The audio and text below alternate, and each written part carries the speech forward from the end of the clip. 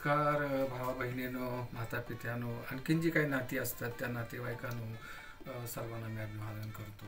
आज एका वेगळ्या विषयावर मी तुमच्याशी थोडंसं बोलणार आहे की ज्यावेळी मी वयाच्या 20व्या वर्षी म्हणजे 1971 सालचा 21 वर्षाचं होतं त्यावेळी मी कथा लिहायला सुरुवात केली. आणि मग मला अजिबात वाटलं नव्हतं की त्यावेळी की मी एक चांगला लेखक होईन.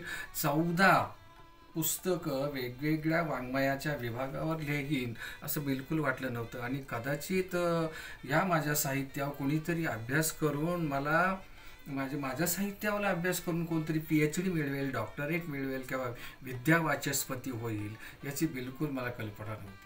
आणि मग 5 वर्षाच्या अथक प्रयत्नानं म्हणजे माझ्या समग्र साहित्यावर अभ्यास करून माणिक बनकर नावाचे कराडचे प्राध्यापक ज्यावेळी विद्यावाचस्पती म्हणजेच PhD पदवी संपादन करतात आणि तो दिवस उजाडतो, त्यांचा व्हायवा झाला. त्या व्हायवात सुद्धा मला बोलवलं होतं.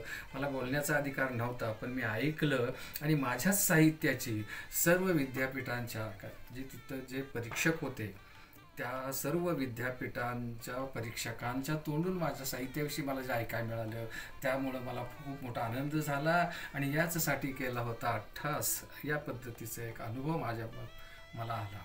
आपण पाहतो की एखाद्या पैलटकरणीला जेव्हा पहिल्यांदा अपत्य होतं आणि त्यावेळी ते अपत्य रडतं त्यावेळी ती हसत असते. एकमेव आयुष्यात एकदाच हसते ज्या बाळ आपलं रडते आणि ती माता मात्र हसते. पुन्हा मात्र कधी बाळ रडताना ते हसत नाही का तर त्यावेळी ती खऱ्या अर्थाने एका नात्याला प्रवृत्त झालेली असते. आणि मग नकळत ती आपल्या बाळाकडे बघत म्हणते तुझ्यामुळे मी झाले आई. कदाचित माझ्याही बाबतीत तसंच असेल की माझे मित्र रघुनाथ केंगार, डॉक्टर रघुनाथ केंगार हे सुद्धा एका मराठी विभाग प्रमुख होते आणि विद्यापीठाचे ते सदस्य संचालक होते. आणि असा एक माणूस ज्यावेळी माझ्या साहित्याचा अभ्यास करायला त्यांचा एखादा शिष्याला प्रवृत्त करतो आणि तो शिष्य माझ्या साहित्यावर PhD मिळवतो त्यावेळी एक वेगळाच आनंद मिळून जातो. जे काय आयुष्यात मी मिळवलं ना ते स्वतःच्या कर्तृत्वावर मिळवले या गोष्टीचा मला आनंद वाटतो. मी ते मी घेतलं, आनंदाने स्वीकारलं. आणि म्हणून मला आज माझ्या साहित्यावर डॉक्टर माणिक बनकर नावाचा एक सामान्य इसम जो शिक्षण क्षेत्रात नसताना सुद्धा ही पदवी मिळवतो तो डॉक्टर झाला या गोष्टीचा मला फार मोठा आनंद वाटतो. भगवान के घर में देर होती है लेकिन अंधेर नहीं होता या पद्धतीनं मी जिंदगीत जे काय कमवलं जे काय मिळवलं ना त्याचा मला अभिमान वाटतो आणि मी त्या अभिमानास पात्र ठरतो. तेव्हा आपण बघूया की हे जे रघुनाथ केंगार आमचे प्रमुख होते, उपप्राचार्य होते एका कॉलेजचे ते आणि स्वतः माणिक बनकर त्या शोध प्रबंधाची एक प्रत मला घरी देण्यासाठी आले आणि तो एक सोहळा झाला. त्यावेळी ते माझं कौतुक करताना जे काय बोललंय ते आपण ऐका. नमस्कार, मी माणिक बनकर. आज सुवर्ण म्हणायला लागेल की मी ज्यांच्या साहित्यावर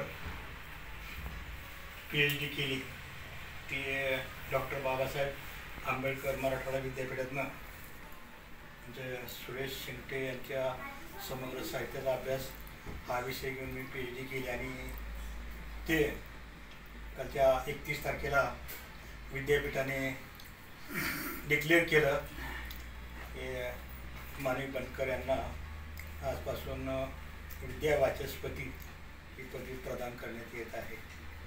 तर मी सुरेश शिंगटे यांच्या साहित्यावर संशोधन केलं.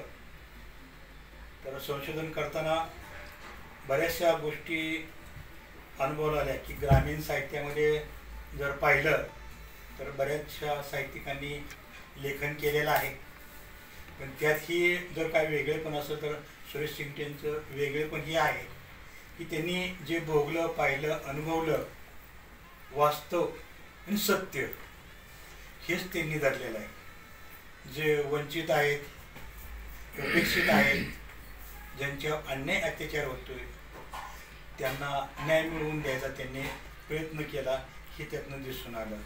आणि त्यांनी लेखन करताना की जिथं स्त्रिया पुरुष समजा काही कथा त्यांनी विनोदी अंगाने लिहिलेल्या आहेत, काही प्रेमी अंगाने लिहिलेले आहेत, काही सामाजिक दृष्टीने अंगाने लिहिलेले आहेत. त्यांनी कादंबरी लेखन करताना कावारमधनं त्यांनी त्यांचं जीवनपट मांडलेलं आहे, आत्मचरित्र.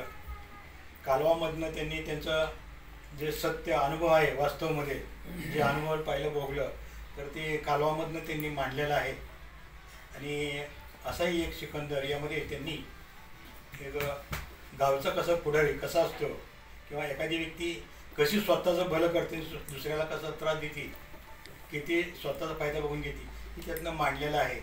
आणि वाटा अडवाटा हे ललित लेखनमध्ये त्यांनी गावची परिस्थिती, यात्रा, जुन्या परंपरा, नवीन रूढी असं त्यांनी घेतलेलं आहे. काही 12 बुल्लतदार, फिरस्ते असेही त्यांनी लेखन केलेलं आहे.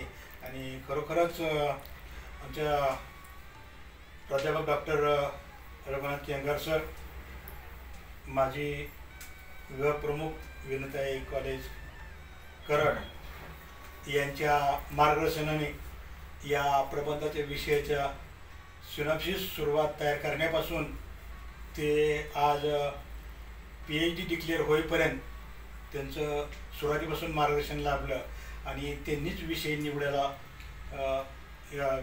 दिला. त्याबद्दल मी सरांचं आभार व्यक्त करतो. जमलेल्या उपस्थित मित्रांनो, बंधू भगिनींनो, खरं तर मला इथं 2 गोष्टी महत्त्वाच्या वाटतात. ही दोन्हीही माणसं आहेत ज्यांच्यावर PhD केली ते माझे मित्र आहेत. शिंगटे सर, ज्येष्ठ साहित्यिक सुरेश शिंगटे, शेतकऱ्याचा पोरगा, हातात रुमणं घेता घेता लेखणी कधी घेतली कळलंच नाही. रुमणं एका हातात आणि लेखणी दुसऱ्या हातात, आणि बघत बघत शिंगटे सर MA BEd झाले. MA BEd झाले आणि त्याच लेखणीच्या साह्यानं त्याच काळामध्ये शिवाजी कॉलेज सातारामध्ये त्यांना साहित्य लेखनाची आवड निर्माण झाली. आणि मग ते शिवतरवरनं गुळुंबला आले आणि त्यांची पहिली पांढरी भाकरी हा कथासंग्रह प्रसिद्ध झाला. आणि त्यानंतर मग त्यांची घौडदौड सुरू झाली, ती अगदी 11-12 पुस्तकापर्यंत. मीच काढला म्हणायचं. आणि बघत बघत सुरेश शिंगटे महाराष्ट्रामध्ये 3ऱ्या पिढीतील ग्रामीण कथाकार म्हणून नावारूपाला आले. मी त्यानंतर कोळंबवरनं फलटण आणि फलटणवरनं कराडला योगायोगाने मी PhD झालो. शिवाजी विद्यापीठाचा सिनेट मेंबर झालो, PhDचा गाईड झालो. आणि मला असं वाटायला लागले की बाबा, माझे मित्र आहेत की ज्यांनी पुस्तक लिहिलेले आहेत आणि त्यांच्या साहित्यावर PhD कुणीतरी केली पाहिजे. ही एक मला आतून वाटायला लागली, त्यातनं काहीतरी करता आलं पाहिजे. आणि मग कराड नगरपालिकेमध्ये जे वॉटर सप्लाय विभागामध्ये, पाणी पुरवठा विभागामध्ये प्लंबर म्हणून नोकरीला असणारे, प्लंबिंगचा संबंध पाण्याशी येतो. पाना जेव्हा लेखणी बनतो, रुग्ण जेव्हा लेखणी बनतं तेव्हा साहित्यिक जन्माला येतो, पण पाना जेव्हा लेखणी बनतो तेव्हा डॉक्टरेट जन्माला येते. निर्मितीची प्रक्रिया शिंगटेंच्या खानदानमध्ये ह्याच्या अगोदर कधी झाली नव्हती. तुम्ही ती केली आणि शिंगटे घराण्याचं नाव रोशन केलं, प्रकाशमान केलं. त्याबद्दल तुम्हाला धन्यवाद देतो. तुमच्यावर PhD त्यांनी केली, त्यांच्या पण खानदानमध्ये पानच हो, त्यांच्या पण खानदानमध्ये कधी हा योग आला नव्हता, पण त्यांच्या खानदानमध्ये डॉक्टरेट हा बहुमान, डॉक्टर माणिक बनकर हा बहुमान यांच्यामुळं यांनी त्या घराण्याला मिळवून दिला. त्याबद्दल त्यांचं या ठिकाणी मनापासून मी त्यांना धन्यवाद देतो, त्यांचा आभार मानतो. आणि शेवटचं एकच वाक्य, खरं तर मला आनंद काय माहिती आहे का, मला आनंद याचा आहे, शाहू महाराजांचा वारसा सांगणारे सुरेश शिंगटे आहेत, फुलेचा वारसा सांगणारे बनकर सर आहेत, आंबेडकरांचा वारसा सांगणारा रघुनाथ केंगार आहे. तिहेरी संगम या ठिकाणी जो आला, त्यामुळं मी तृप्त झालेलो आहे. फुले, शाहू आणि आंबेडकर यांचा वारसा या ठिकाणी आपण आपल्या कामामधून चालवलेला आहे. असाच वारसा पुढच्या पिढ्यामध्ये सुद्धा चालावा अशा प्रकारची अपेक्षा व्यक्त करतो आणि मी माझे 2 शब्द पूर्ण करतो.